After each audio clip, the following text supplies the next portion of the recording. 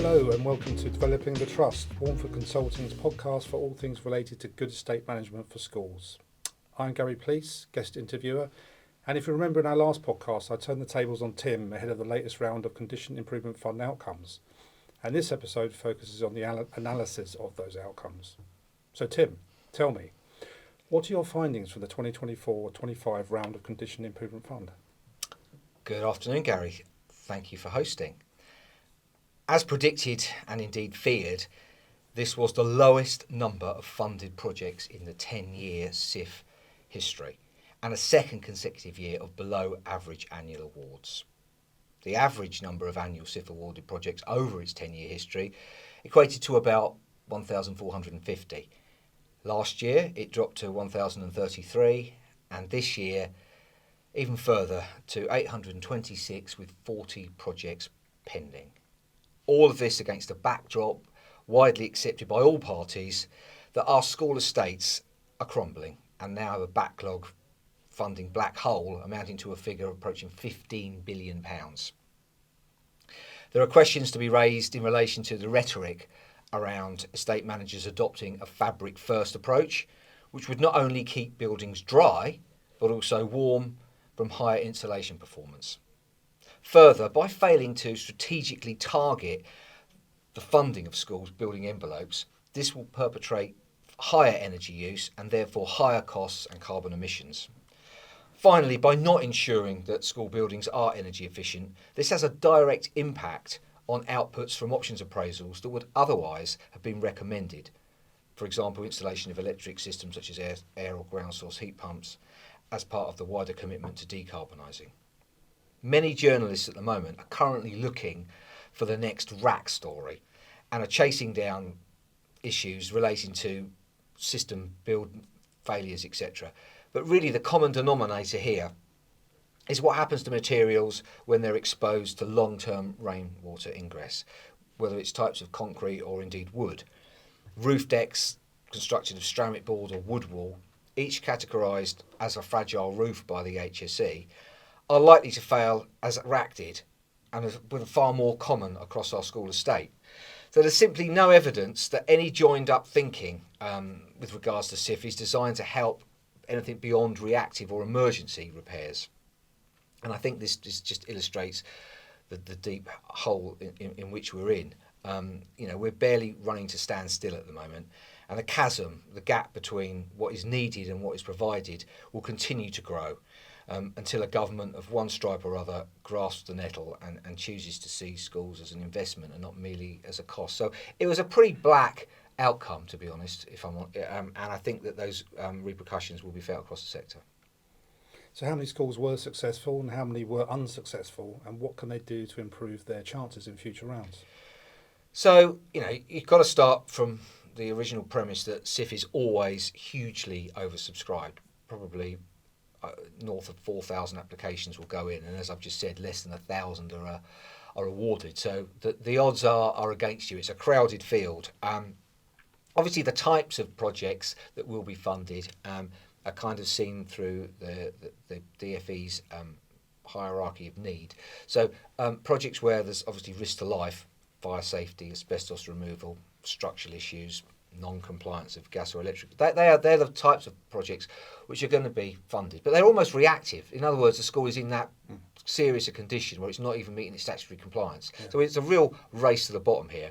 The other types of projects that would be funded would be heating and hot water systems. If there's no heating or hot water, the school can't open, therefore risk of closure. Again, they're going to want to need to fund those. Flooding, safeguarding, those sorts of things. I think the obvious place to start is that schools can improve their chances of success by working with a consultant and having a really close relationship. Schools now have a far greater role to play in the preparation of a successful SIF bid. Gone are the days where you would just hand over to the consultant and sort of say, would you mind getting on with it?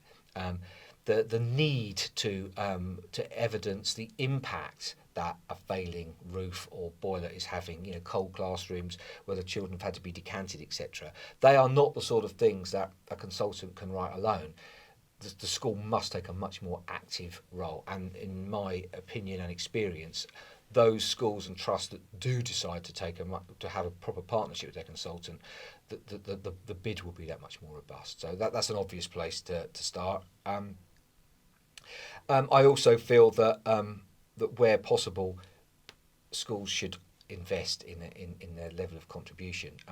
The DfE claim that all bids are marked in terms of need, but if that's the case, why are you offering marks that can be accrued if you are able to make a contribution? If you're unable to make a contribution, you can't get any marks. If you are, you can pick up marks. So there's a little bit of inconsistency there. So although schools often say, "Can I afford to contribute?" It's actually, can you afford not to contribute? Because if you contributed 10 or 15% of the overall contract value, it's better than 100%, isn't it? So I would definitely encourage them to do that. I think always reading the scores and the feedback that the SIF evaluators have undertaken.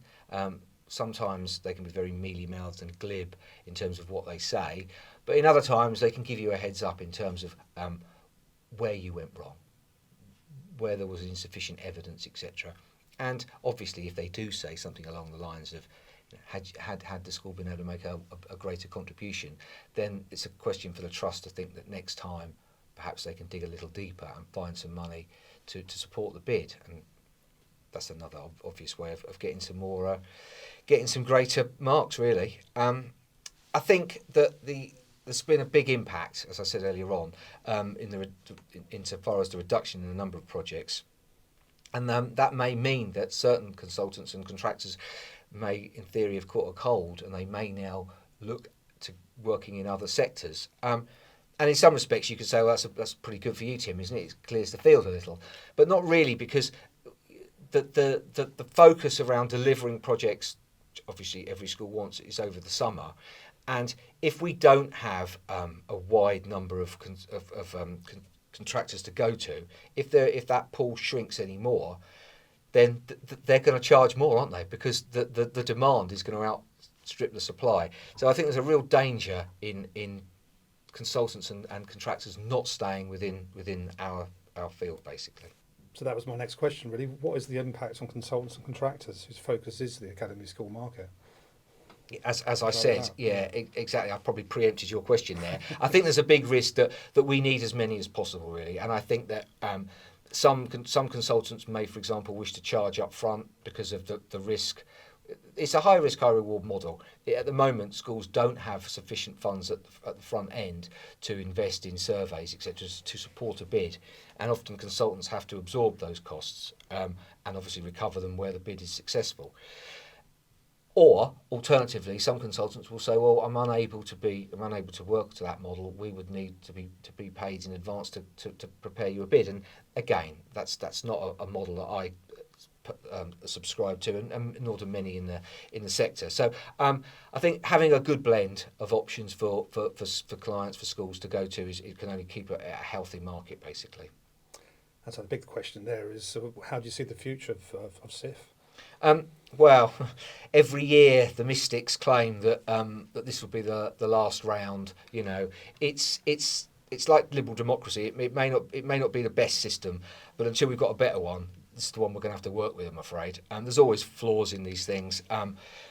If you compare the rewards from a successful SIF award to the other funding route, which is school condition allocation, where it's just formulaic funding, the results tell you a clear story.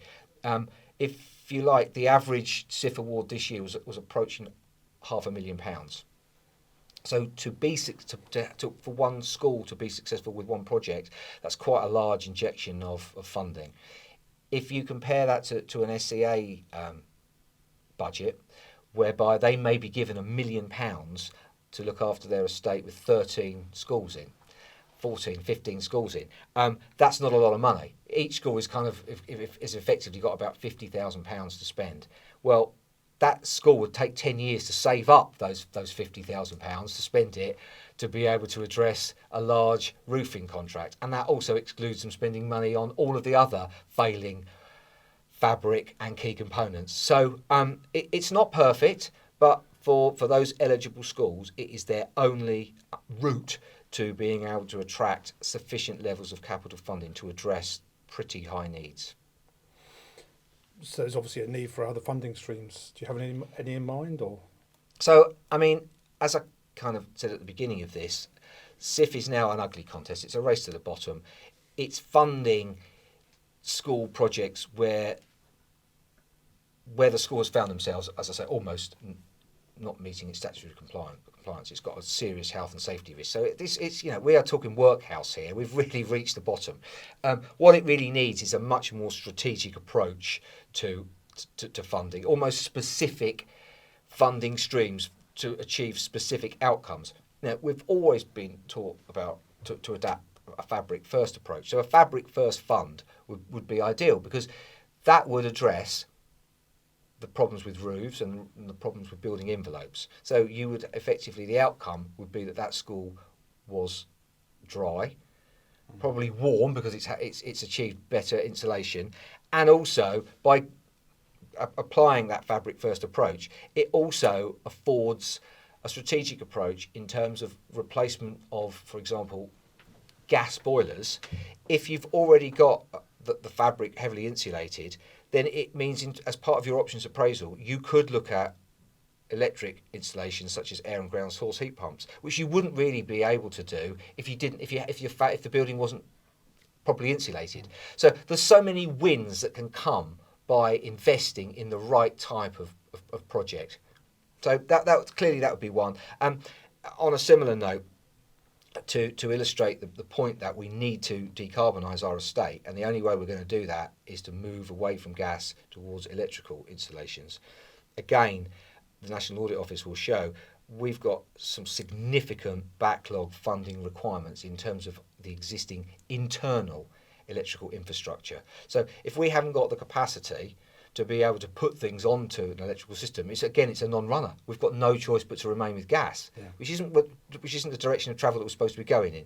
Likewise, externally, the grid system in this country is like a patchwork quilt. We desperately need to ensure that there is sufficient funding to make sure that those schools can access local substations to be able to provide the external electrical infrastructure. So all of these things need to be thought out, and the dots need joining, funnily enough. It's exactly where we need to be. Again, obviously, greater investment with regards to obvious things like solar PV. One route to that would be to make it much, much clearer. And to be honest, in the last month, there has been greater clarity in terms of what operating leases and power purchase agreements schools can access and still remain compliant within the Academy's handbook. So it's greater clarity. I would definitely argue that rather than just us constantly being on the back foot and only being able to respond in a reactive way, that we need the dots joining and more specific targeted funding streams for specific work packages across buildings and across the estate. Painted a pretty bleak picture there, Tim. Are there any grounds for a brighter future? Well, I think the past 14 years of Conservative rule has seen the condition of our estate get worse, and investment in addressing the rate of dilapidation has been reduced. We are where we are today. I mean, the idea that this year, with all of the publicity around RAC and all of the publicity around the crumbling estate, for the Treasury not to be able to support a higher funding pot rather than a lower, weaker one, just says it all, really, doesn't it? Listen, there's going to be some very, very tough decisions for any new government, but it's clear that from our perspective, from the sector's perspective, that we are not a priority. And therefore, all we can do is kind of hope that, going back to Blair and education, that there will be a change of approach. As I say, that they see it as an opportunity to invest, and not just through the prism of cost. They're always talking about the cost of it. Well, what about the investment? What about the potential return on that investment? Which, again, as I say, seems to be difficult. We've had a terrible high churn of secretaries of education. There's been no stability there. Though they haven't been in long enough there to really understand the brief. There's not a lot of evidence that they've secured from the Treasury what we really required. So again, I hope that if there is a change of government, that the new Secretary of State will be in post to be able to fight for those things.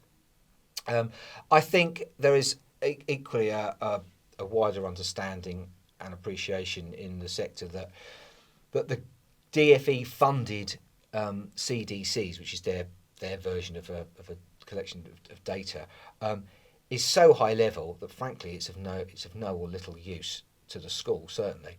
And it's arguable that because it's so high level that it didn't produce the sort of the cost data analysis to strengthen the DFE's case when they were going to the Treasury to argue for money, because there was an inbuilt bias effectively to say things are fine when they're not.